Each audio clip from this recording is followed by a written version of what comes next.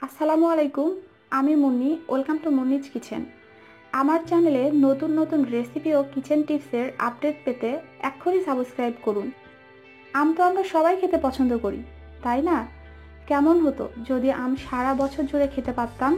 No চিন্তা, আজ আপনাদেরকে দেখাবো পাকা আম কিভাবে সারা বছর ফ্রিজে সংরক্ষণ করা যায়। চলুন তাহলে দেখে নিই। এখানে আমি আম 4টি আগে থেকেই ভালোভাবে ধুয়ে তারপরে ছিলে নিয়েছি। দেখেন আমার আমের গায়ে কিন্তু কোনো প্রকারের ছাড় নেই, কোনো প্রকারের সবুজ অংশও নেই। কারণ যদি সামান্য পরিমাণের ছাল কিংবা সবুজ অংশ থাকে তাহলে কিন্তু আম যখন ফ্রিজে রাখবো তখন কিন্তু সেটা কালো হয়ে যাবে। সেই জন্য অবশ্যই আপনারা খুব ভালোভাবে আমগুলোকে ছিলে নেবেন। আমি সবগুলো আমি এখানে ছিলে নিয়েছি। এবার আমি আমগুলোকে ছোট ছোট পিস করে নিব। আমটাকে কেটে নিচ্ছি।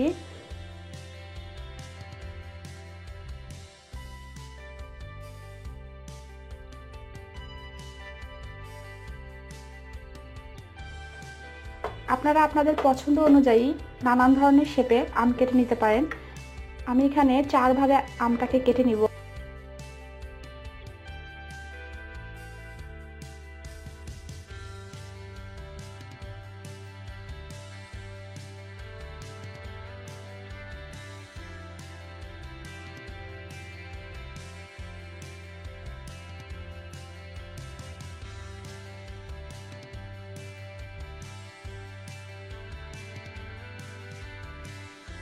এবার ফ্রিজে রাখার জন্য যে পলি ব্যাগ বাজারে কিনতে পাওয়া যায় সেই পলি ব্যাগটা আমি ইউজ করব।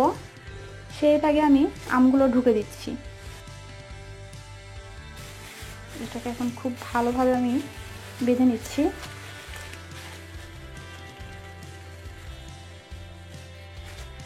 ঠিক এভাবে দেখতে পাচ্ছেন আমার প্যাকেটিং করা শেষ।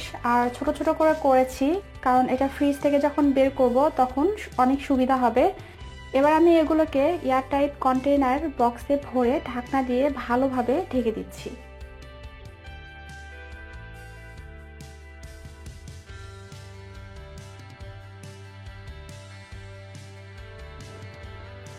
এখন এভাবে ডিপ ফ্রিজে রেখে আপনি এই আম সারা বছর ধরে সংরক্ষণ করে খেতে পারেন।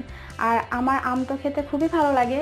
আর আমি ঠিক এই সেম প্রসেসে সারা বছর ধরে আমগুলোকে সংরক্ষণ করে থাকি।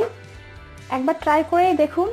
আপনাদের যদি ভালো লেগে থাকে তাহলে প্লিজ ভিডিওটিতে একটা লাইক দিবেন আমাকে অনুপ্রেরণা দেওয়ার জন্য। আর ফেসবুকে শেয়ার করবেন, কোনো কমেন্টস থাকলে নিচে জানাবেন। ও হ্যাঁ, আমার চ্যানেলে সাবস্ক্রাইব করতে কিন্তু ভুলবেন না। আর আমার পরের ভিডিও লিচু কিভাবে সংরক্ষণ করতে হয় সেটা দেখার জন্য আমন্ত্রণ জানাচ্ছি। আজ এ পর্যন্তই। ভালো থাকবেন সবাই। Thank you for watching. আল্লাহ হাফেজ।